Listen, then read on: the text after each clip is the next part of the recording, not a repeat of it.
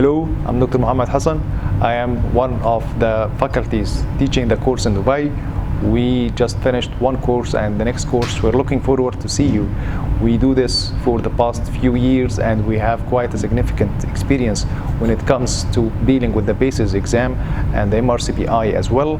We understand that this is a very demanding and very stressful exam, hence we are focusing on how to present your cases, presenting you with multiple cases covering all stations: abdomen, cranial nerves, neurological assessment, chest, cardio, and the rest of station 5 cases, along with tips that will help you for the communication cases and history taking skills.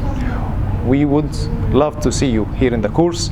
The message is always to enjoy what you're doing and to have as much experience and to get to do your course properly in order to pass your exam from the first attempt. We have multiple success stories, and hopefully you will be the next. So hopefully see you in the next course, and it was a pleasure. Thank you.